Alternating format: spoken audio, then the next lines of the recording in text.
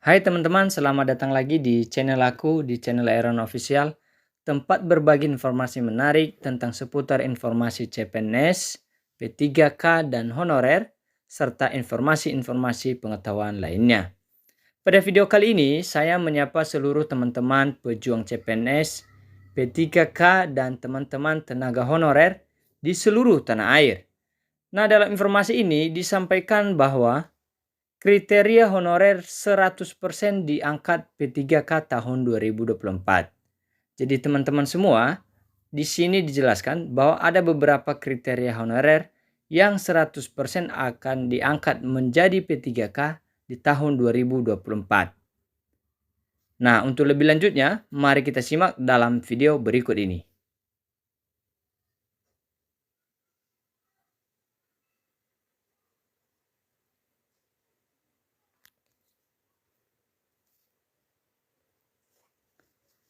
Pemerintah melalui Kementerian Pendayagunaan Aparatur Negara dan Reformasi Birokrasi atau PAN-RB dan Badan Kepegawaian Negara atau BKN telah menyampaikan kabar gembira bagi para tenaga honorer.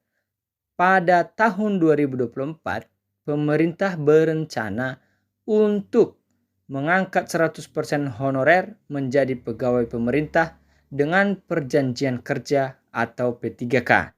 Nah, di sini teman-teman dijelaskan bahwa pemerintah berencana akan mengangkat 100% seluruh tenaga honorer di seluruh tanah air menjadi P3K di tahun 2024 ini. Kebijakan ini merupakan wujud komitmen pemerintah dalam menyelesaikan permasalahan tenaga honorer dan memberikan kesejahteraan bagi mereka yang telah mengabdi di berbagai instansi pemerintah.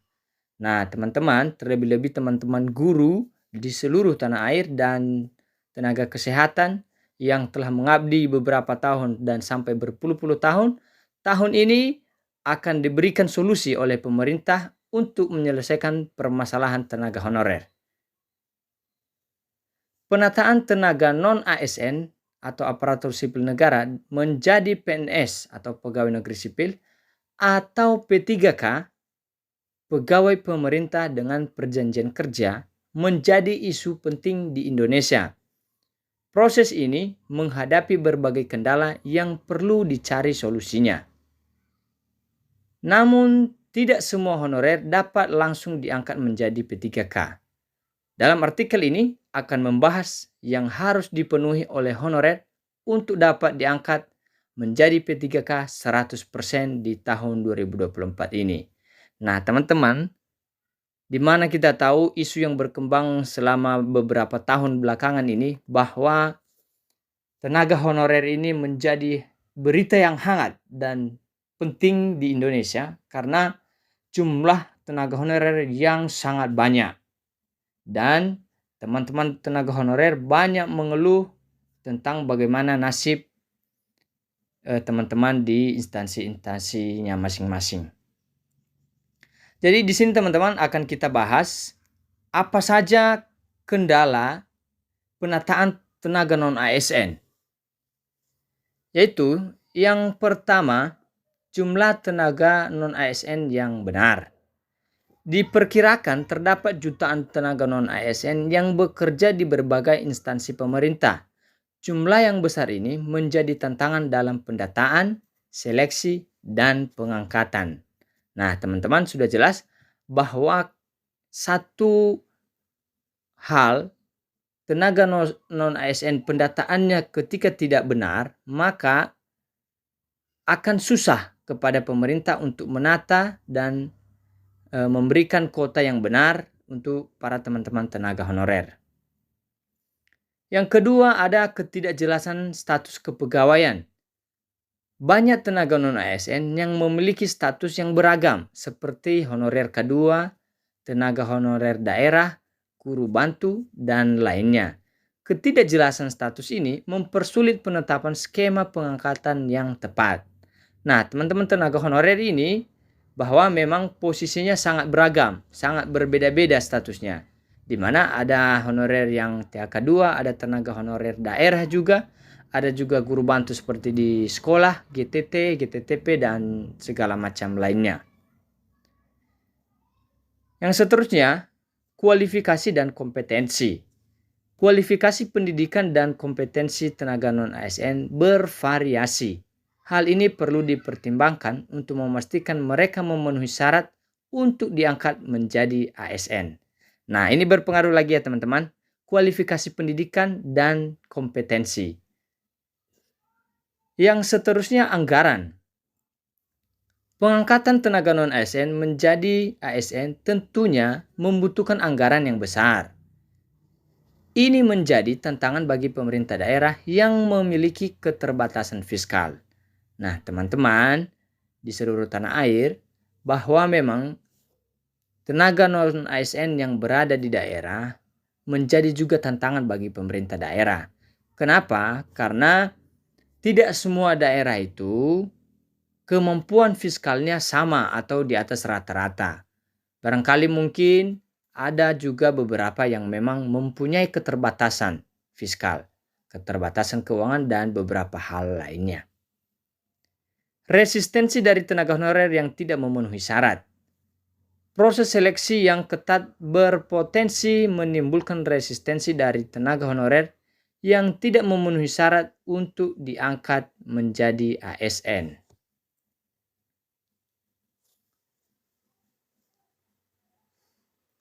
Namun, tidak semua honorer dapat langsung diangkat menjadi P3K. Berikut adalah kriteria yang harus dipenuhi oleh honorer untuk dapat diangkat menjadi P3K 100% di tahun 2024 ini. Nah, ini dia teman-teman. Mari simak dalam video berikut ini. Yang pertama, honorer K2 yang terdata di database BKN. Apa saja itu? Yang bagiannya, honorer K2 yang telah terdaftar di database BKN sebelum tahun 2023. Nah, dipastikan teman-teman, apakah teman-teman sudah terdata sebagai honorer K2 sebelum tahun 2023. Yang seterusnya, honorer K2 yang masih aktif bekerja dan memiliki SK dari Pejabat Pembina Kepegawaian atau PPK.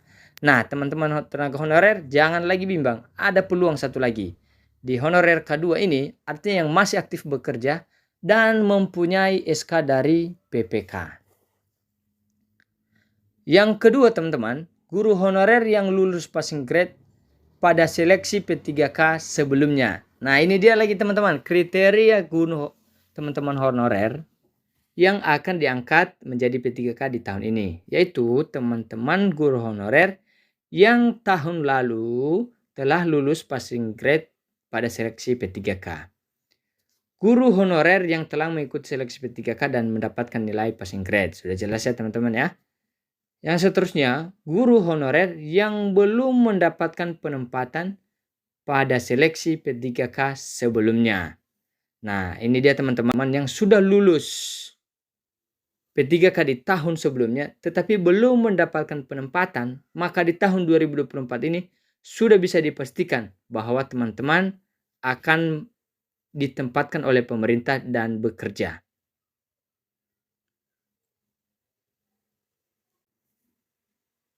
Yang ketiga teman-teman, tenaga kesehatan honorer yang telah mengabdi lama. Apa saja rinciannya? Tenaga kesehatan honorer yang telah bekerja di instansi pemerintah minimal 5 tahun. Kedua, tenaga kesehatan honorer yang memiliki kualifikasi pendidikan yang sesuai dengan formasi yang dilamar. Nah, teman-teman tenaga kesehatan, para medis, nakes di seluruh tanah air, ini persyaratan bagi tenaga kesehatan, yaitu telah mengabdi selama 5 tahun di instansi pemerintah. Dan yang kedua, jurusannya atau kualifikasi pendidikannya sesuai dengan formasi yang akan dilamar. Yang keempat, lulusan PPG yang belum mendapatkan penempatan. Lulusan pendidikan profesi guru atau PPG yang belum mendapatkan penempatan kerja. Yang seterusnya, lulusan PPG yang memiliki sertifikat pendidik dan memenuhi kualifikasi pendidikan yang sesuai dengan formasi yang dilamar. Nah, ini sangat menarik untuk teman-teman guru honorer yang telah lulus dari PPG dan belum mendapatkan penempatan kerja.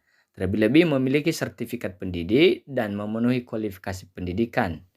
Nah, ini sangat menarik bahwa teman-teman menjadi satu kriteria yang akan diangkat menjadi P3K di tahun 2024 ini.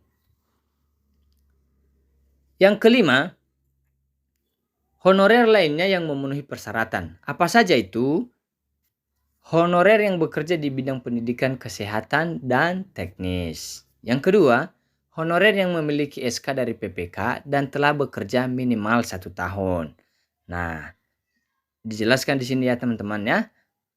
Yang seterusnya, honorer yang memiliki kualifikasi pendidikan yang sesuai dengan formasi yang dilamar. Nah, sudah jelas teman-teman bahwa ada juga kriteria honorer lain yang memenuhi persyaratan, di mana honorer yang bekerja di bidang pendidikan yaitu tenaga guru, di bagian kesehatan yaitu para medis, nakes di puskesmas dan sejenisnya, dan yang ketiga di teknis, mungkin di perkantoran dan lain sebagainya. Kedua, honorer memiliki SK dari P3K dan telah bekerja minimal 1 tahun. Nah, itu dia teman-teman ya. Semua sudah jelas di sini apa-apa saja kriteria honorer yang 100% akan diangkat menjadi P3K di tahun 2024 ini. Jadi sekian teman-teman dalam video kali ini tentang kriteria honorer yang akan diangkat menjadi P3K di tahun 2024 ini. Sampai jumpa di video berikutnya. Jangan lupa like, komen, dan subscribe supaya kami dapat memberikan informasi terbarukan. Sampai jumpa teman-teman dan terima kasih teman-teman semua.